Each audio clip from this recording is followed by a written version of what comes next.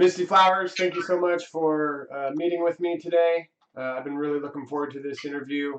Um,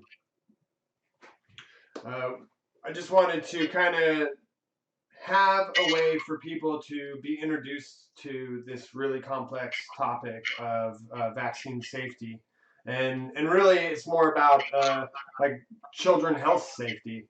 Um, and I've always I've been really impressed with how active you are in our local community, and that you've actually gone down to the Capitol and have went to all the bills trying to get passed and have really advocated against them. So I wanted to just have an interview of your experience and what you've learned, what's going on locally, and then we'll go into like what you would want to tell parents that are just starting to have some questions about this topic. So, would you be able to give us a little bit of a background on how you got immersed into the world of vaccine information?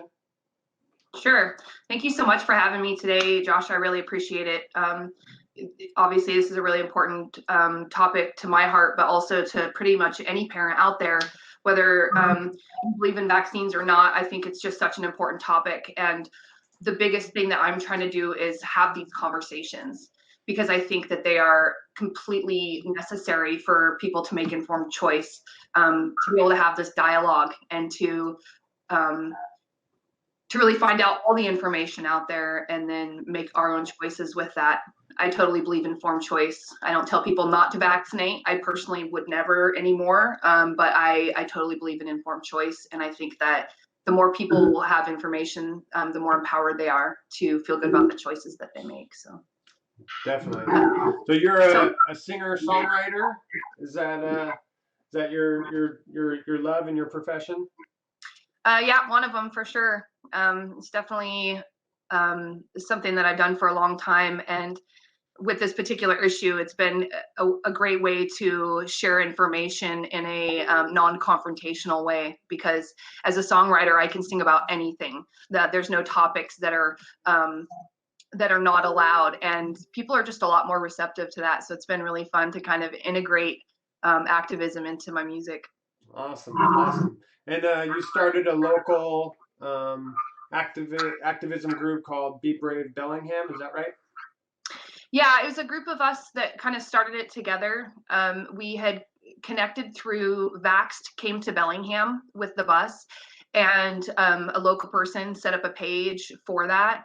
And then um, after Vaxxed came, we were all kind of still connected to that. And then when the legislation started to remove exemptions, we started banding together through that. And then we ended up changing it to Be Brave Bellingham to really represent what we're doing of just really trying to get the information out there and encouraging people to be brave about having these conversations.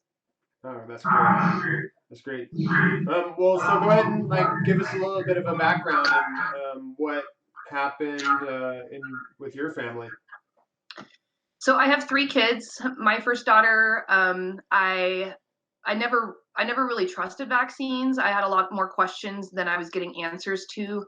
But on my daughter's first day of life, I was told I wouldn't be able to leave the hospital without getting her the Hep B, which was actually not true. But I didn't think the hospital would lie about the law. So on her second day of life, she got the Hep B vaccine, and no real obvious issues right away. And then I went to my well baby 2 months, my well baby 4 months, and both times was pressured into getting vaccinations. Didn't know the law, didn't know my rights. I was a single mom. I was young, 21. How long ago was this? So this was back in 2002. And so her last vaccination, she was 7 months old. So I did the 2 months, the 4 months, and then at 6 months, I just really didn't want to go in and do the well baby visit. I was starting to pick up on what the program was, and ended up going in at 7 months, was pressured into it again. And that was the last time that I went to a well baby visit. When my daughter was healthy, I was just like, I don't want to go in there and be pressured anymore. And my daughter started showing change in behavior around between 9 and 12 months. She started just being really aggressive. Whenever she would get mad, she would bang her head on stuff. the doctor told me it wasn't anything to worry about. And then a little after a year old, she had a couple seizures while she was at daycare. And they called me. I rushed her to the emergency room. And at that point, she had quit seizing. And they basically told me not to worry about it. They said that it wasn't a big deal. And that if it happened again, they would set me up with an appointment at Children's. I was very adamant that I wanted it to be checked into because we don't have a family history of seizures. And Children's Hospital reluctantly made the appointment and then almost immediately canceled on me. Wow. And told me that they would do an appointment if we had more issues. So that for me was just a real red flag. I couldn't get the doctors to even have that discussion with me about our vaccines involved. And so I stopped, and I really just started paying attention to my daughter's behavior. And then a couple people led me to look at the inserts, and right on there, it had seizures on there. And that for me was it was the nail in the coffin. I was done. I wanted more answers before I was willing to continue the program. Then lead up to my second daughter, I have my second and third daughters are unvaccinated. Except for my second daughter at 4.5 years old. She fell on a machete and cut her hand and ended up at the emergency room. She wasn't with me. So the person that was with her, her dad, he didn't know really anything about vaccines. And they told him that she needed the Tdap vaccine because of tetanus, the potential for tetanus infection. And he wasn't aware that a bleeding wound, you're not going to get tetanus from that. And the doctors did not inform him of the risks, the benefits, the lack of liability or anything like that. She started having ear issues where it sounded like she felt like it was really clogged. The doctors basically couldn't find anything wrong. They said they thought there was an inner tube issue, but they really couldn't find anything. And she grew out of that. And then my third daughter has 0 vaccines, and my unvaccinated kids are far healthier than my firstborn. Even though my firstborn is healthy, she's 17 years old now. She has some issues with anxiety and some other things that I really feel are correlated to the injections. And how are you? Well, yeah, like, do you feel the need to like protect your kids that aren't vaccinated from all of the harmful diseases that are out there, or is it kind of the opposite, where you have healthy kids and so they are healthy? You know what I mean? Yeah. So my take on that whole thing is, because I have 3 kids and my oldest is 17, I recognize that, I mean, they've all they're in public school. So we go out public. I've never like protected them or sheltered them or left them at home because I was afraid of them being exposed to something. Because of that, I just have a lot less fear. But I also really took the time to educate myself on the diseases that I was afraid of. Even with the measles outbreak, I decided to look more into really understanding what are the risks of measles, what are the symptoms, what is the death rate of measles, how do doctors treat measles, and with each disease that I really was worried about, I looked more into.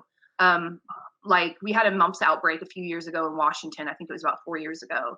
And I looked into it and I was shocked. I thought mumps was bumps all over like chicken pox or measles.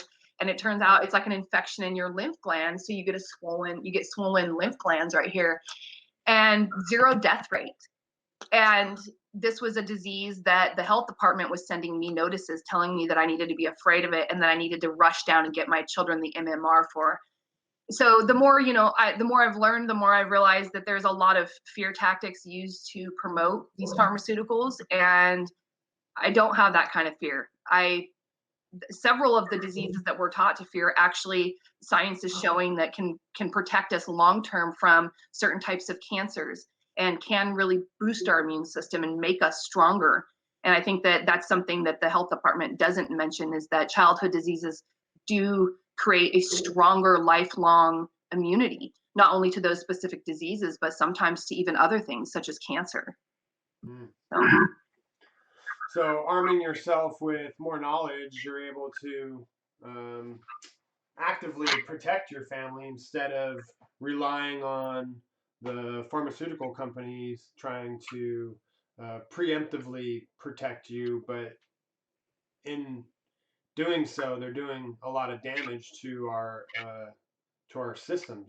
Can you Mhm. add anything to that? Yeah, I've most of my life been really naturally drawn already. I really kind of lost my faith in pharmaceuticals as a teenager. I was really sick from growing up getting mass vaccinations through being on welfare, eating really poor quality food, also being on welfare. So I was sick all the time as a kid. So as a teenager, I was really sick. I had major overgrowth of yeast. I had all sorts of gut issues, skin issues.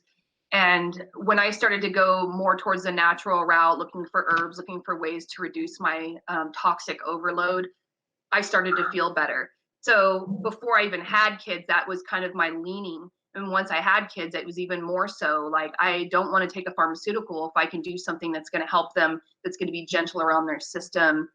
And the vaccines, what we're learning in science right now is that the whole concept of vaccination is flawed because the science is based on one part of the immune system.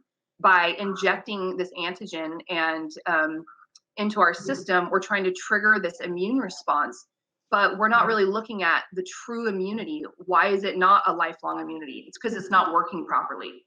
Normally, when you're exposed to a disease, you will breathe it in, you will ingest it. That's how our body is exposed to it normally. And because of that, our system is very wise and capable of addressing it. When you inject it, you totally bypass the body's natural mechanisms for not only identifying it, but then dealing with it properly.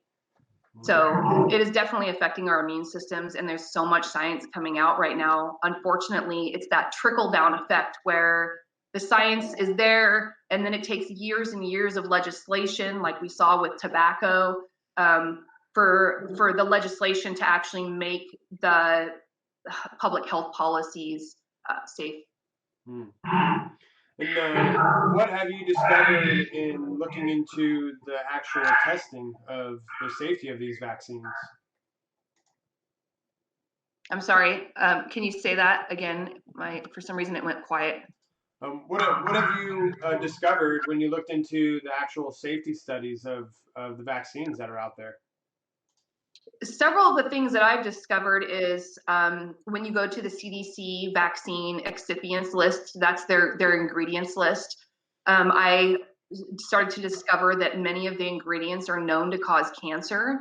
They're known to cause infertility. They're known to cause autoimmune disorders.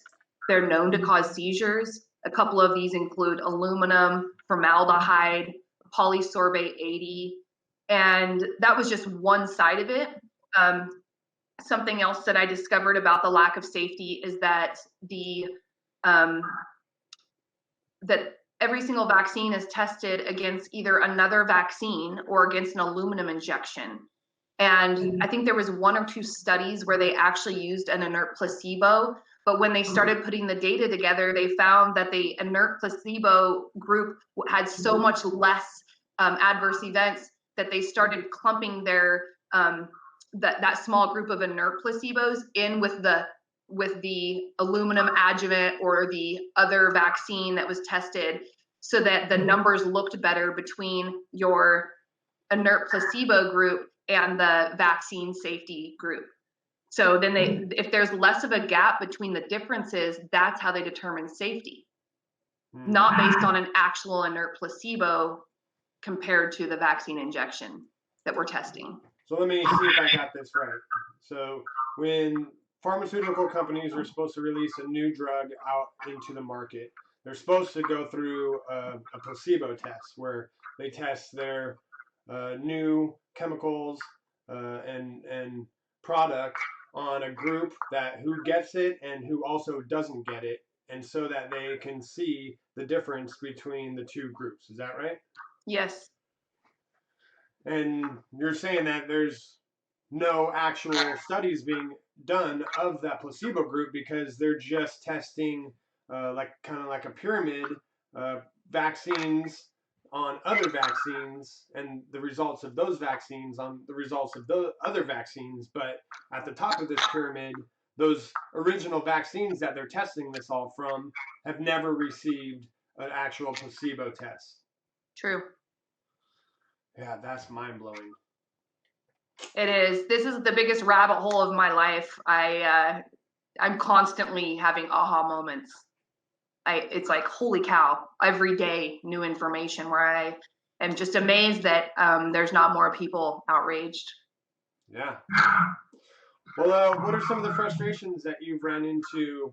Not only, I'm sure, the anger of having your family hurt by this, but your friends and family and community, and discovering this information and then wanting to share it with others. What are some of your biggest frustrations?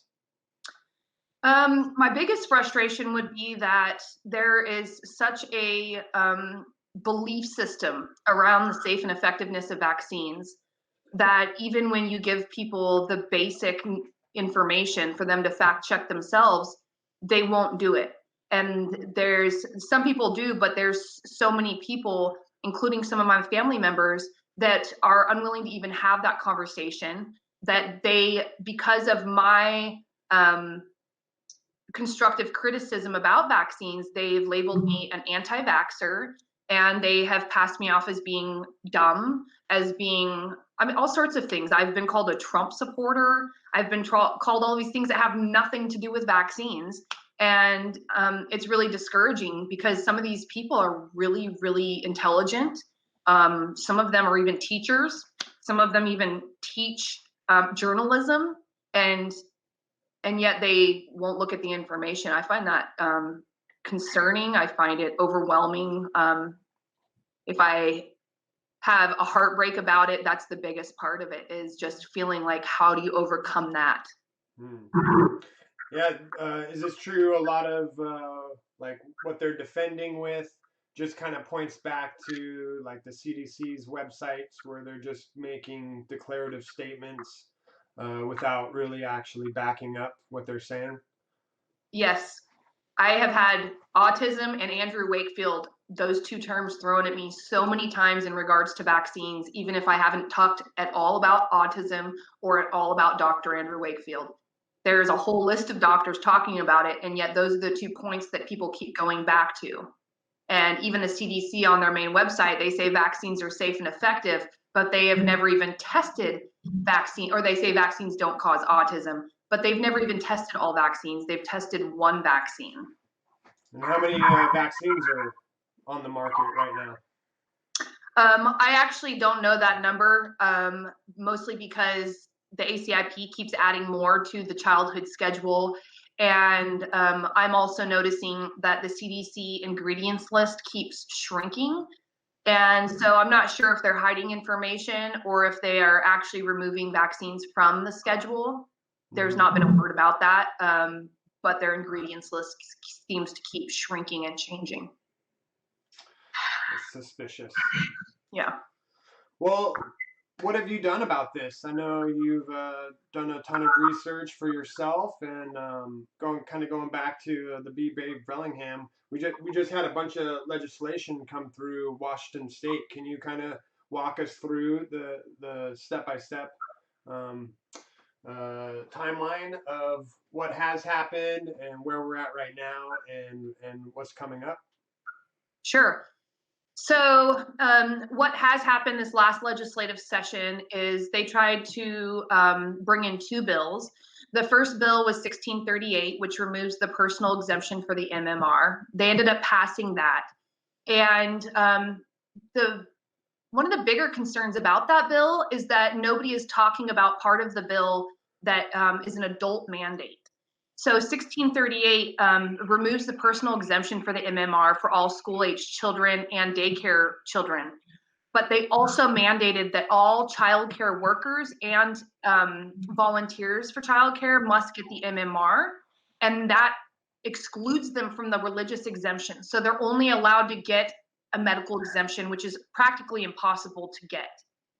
They didn't, for whatever reason, mandate that on teachers and public school employees and public school volunteers. So I've actually had daycare workers and supervisors contact me saying, this doesn't make any sense. Why are my adult employees being mandated this, but the public school employees aren't? When aren't the public schools the big outbreak areas? Hmm. So there's a lot of confusion. I've tried to talk with the health department about it. They don't even know what the law says or what it means. I think they're really confused on how they're even going to implement that. But 1638 passed. It removed the personal exemption for the MMR. So parents like me who use the personal exemption for my kids now have to go back to the doctor and pay more money to have them sign a different exemption form that relatively says the exact same thing, except for now it just has religious checked instead of personal checked. And the doctor doesn't get to choose whether my religion is valid. And so they really just, I'm paying them money just for them to check a different box. I find it kind of absurd. There was another bill that went through in legislation called 5841. It was a much bigger bill, and they were trying to remove the personal exemption for all vaccines on the schedule. That would include the HPV vaccine for teenagers, which is a very, very dangerous vaccine. Thankfully, we did kill that bill. And the legislative process was very eye-opening to me. I've never been involved in legislation. I've always kind of avoided that, just not my forte, but I did get involved. I went down there, we talked to legislators. It was empowering to see those who were willing to stand up, that were willing to listen, that were willing to speak up about these concerns. I was really shocked to see that it was mostly Republicans that were really paying attention, taking into consideration not only what the parents were saying about our experiences, but we also had doctors show up and scientists to share some of the data that's coming out right now. And it was really disheartening to see, as somebody who has long time supported the Democratic Party, to see them shut down conversation, to have them be very patronizing and belittling, almost discrediting our own experiences with our children and their health issues.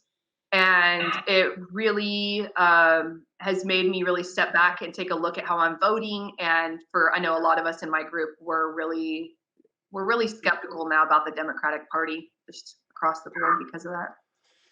Yeah, I watched your journey through your social media posts, through all that, and wish I was able to join you. I got my hands full with a 1-year-old, so I was really impressed that you were able to hit the road and go down there. I know it's a lot of money and a lot of logistics to get down there and to stand up. Right. And you said you weren't that familiar with kind of the levers of power of our government. Through this process, have you been empowered and you see a way through this, or yeah, where are you feeling nowadays with like Washington State? So I am empowered by this. I'm also realistic in what I saw. So one of the things that our group has done, not only connecting down in Olympia, but also taking the time to connect to our legislators personally at home when they're out of session.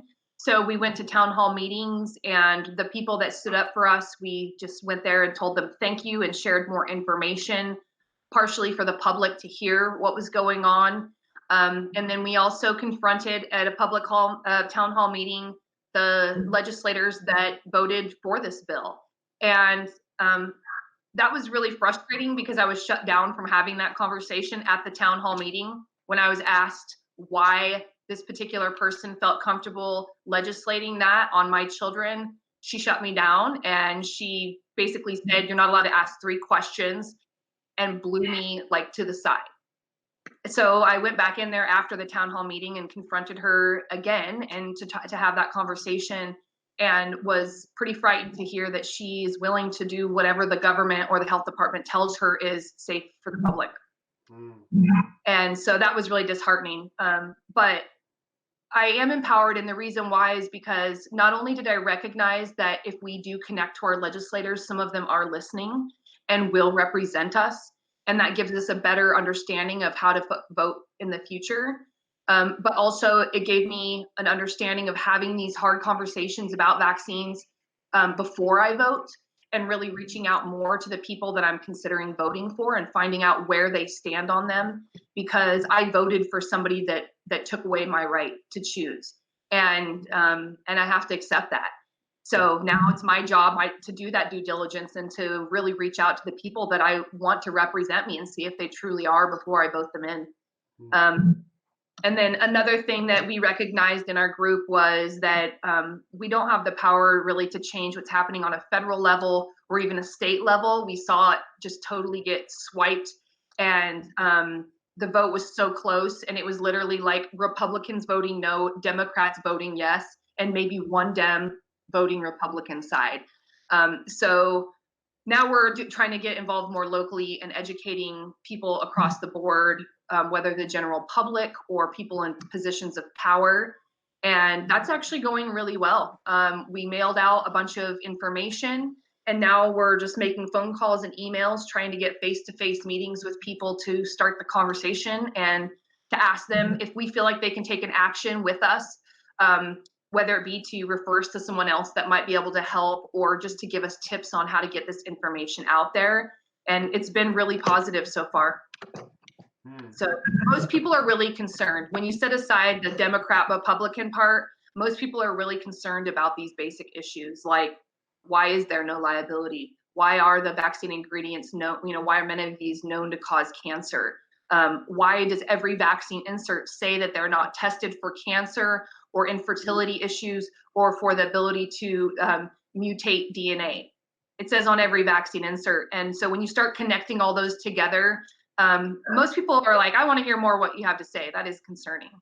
So yeah, and like you said, the vaccines are not just being mandated for kids. It was kind of the foot in the door into the whole conversation, but now because people work at daycares, they're being forced to have adult vaccinations, and really we're dealing with a pharmaceutical industry, and they actually lobby 4 times more than the oil industry, and they have such a huge influence on a federal level that you can see they're just looking for profits. And do you know much about how they became exempt in the first place? yeah, in 1986, there were so many lawsuits coming in because of injury and death that they basically went to Congress and they said, we are not going to continue making these products unless you make them liability free, because it's not financially feasible to us. And So if you they had such a failing product that they basically blackmailed President Reagan and Congress. Is that right? Yes, and by saying if you don't make these liability free, we're going to stop the manufacturing of them, and it's going to be on you when the United States collapses due to disease.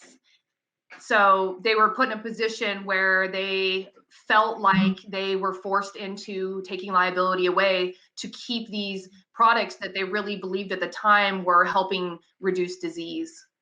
So whose responsibility was it then to make sure that the vaccine manufacturers and pharmaceutical industry was producing all of a sudden a safe product after they were just saying that their product wasn't effective enough to bring in a profit? So the Health and Human Services was challenged with being able to show safety. And according to what I know, based on what ICANN has exposed, HHS has only given 2 reports. I guess they were supposed to do it every 2 years, but they decided to do it in 1988 and 1989. They published a report about safety, and they haven't done one since. So they have failed miserably in their job to protect the public, and they are silent on it. It's ICANN's work is really what is helping us understand what's going on.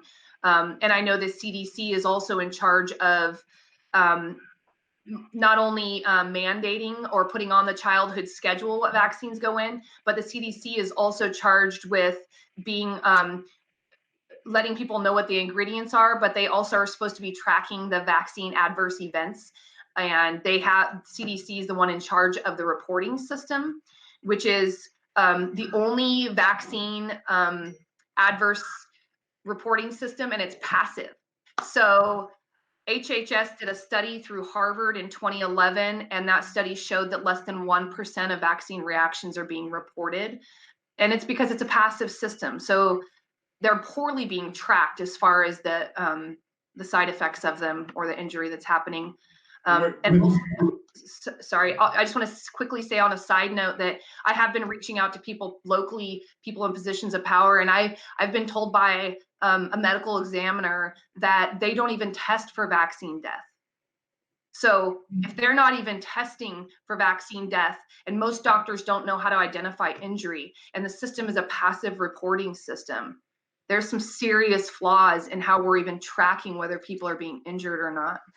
And they're not pre-testing this, so they're only using the data of putting the product out to market and testing it on the American public with a flawed reporting system. Is that right? Yep, it's called post-market data, and we are the post-market data to their grand experiment, it seems. And you ran into this firsthand, right, with your child, and having a reaction to it, and then they didn't report it, right? Exactly. And I have several friends of mine who have vaccine injured kids that had the same exact experience. I had a friend that had her daughter got the MMR, and she ended up in Children's Hospital screaming bloody murder, and was having a very severe reaction. And the doctors, every step of the way, shut down that conversation. It couldn't possibly be the vaccine. Turns out the vaccine insert has her exact injury on the vaccine insert as a possible side effect, and yet not a single doctor mentioned that. Not a single doctor mentioned the VAERS so that the parents knew to report it, nor did they mention that there's an injury compensation program for these exact scenarios. Which has paid out millions, right? Over $4 billion for injury and death. And if your child dies due to the vaccine, you get $250,000. That's the price they've decided for a child that dies. Yeah, it's heart-wrenching. And it's really hard to get. They actually deny way more claims than they pay out for. So, if you're lucky enough to know about the system and you actually turn it in, you're very likely to still get denied. And if you have a injury, and you're basically going up against the federal prosecutors to try and get heard that, and to prove that it was an actual injury, and with all the horrible reporting, and you're really going up a Goliath with whatever lawyer that you can convince to try and do this with. Is that right? Yeah, even if you have the best lawyer, it's like if I've got to try to prove to the United States government that their product that they're mandating on me hurt me. It's almost impossible. And many people spend 10, 20 years of their life with a vaccine injured child trying to get them compensation. Dang. Well, with parents that are starting to become aware that possibly you shouldn't be 100% trusting the pharmaceutical industry and the government that's protecting them, what advice do you have for parents that are curious about the safety for their kids? My recommendation would be to look up the CDC vaccine ingredients, to print it out, and to really spend time looking through what those ingredients can do. Also understanding that there is no liability as of 1986 through the National Childhood Vaccine Injury Act. Another thing that I think parents really need to look into that really supported my decision to be cautious, I looked into every vaccine that I thought might be possibly something I wanted to do. I looked into who made it, because many doctors don't even know that the people that are making these products, they're the major pharmaceutical companies that are right now in lawsuits for all sorts of different fraud. Merck is one of them. Merck is in lawsuits for Vioxx. They're in lawsuits for 3 of their vaccines, including the MMR, the shingles, and the HPV vaccine. So if you believe a product is safe, you should probably look into the manufacturer of it and then understand that company specifically has no liability if you get hurt. Those were things that really kind of started to connect the dots for me. And then also looking at vaccine inserts. If you believe in a vaccine and you think it might help, look at the disease, look at the actual vaccine, and look at the difference between the risk of both. Because I think that right there, it really helps solidify what the risks are. Because there are risks to not vaccinate. You know, my kids might get the measles, or they might get the chicken pox. If they get a puncture wound that doesn't bleed properly, they might get tetanus. And so the more you understand about each individual antigen or disease, the more you feel confident in what you're doing and why. And the more responsibility that you as an individual have to take to protect yourself and your family. And for sure. Instead of trusting that someone or something else will has your best interest in mind. Yeah. And I think the more you know, the less fear you have. Like because my first daughter wasn't vaccinated after 7 months old. This wasn't like something where I was able to say, no, I don't want any. And that was the end of the conversation. This is every single time I go to the doctor's office, that conversation comes up and there's pressure there. And the more that I've learned, the more those conversations have become easier, because at this point I recognize I know a lot more than the doctors do on this particular issue, because most of them haven't done their due diligence. And so the more you know and the more you understand what your rights are and what the issues are, the more you're going to have those confident conversations instead of being pressured into doing something that you don't feel is safe. Yeah, and that's probably the most direct conflict that you're going to run into is with your doctor, because they're supposed to have your best interests in mind, but a lot of them are being mandated to enforce vaccines, and they might not even agree with it, but it's in order to have their position. This is something that the federal government is forcing them to do. Is that right? Yes. And I actually had a conversation with a doctor yesterday who's a naturopath, who didn't realize where I stood, and she started to pitch me on the vaccine thing. And I very quickly told her where I stood on the issues. And I also asked her a couple things about what she does share with her patients for informed consent. And she told me that it's basically patient to patient on what she shares. So I asked her if she gives the ingredients, and she said she doesn't have that. So I gave her the CDC ingredients list, and I said, here, I want you to have this, and I want you to know what you're giving your patients. And then I also gave her this vaccine information sheet that I give out that has a link to the ingredients, a link to the adverse events reporting system, exemption laws for Washington State, the fact that there's no liability. And I asked her if she would be comfortable giving this to her patients.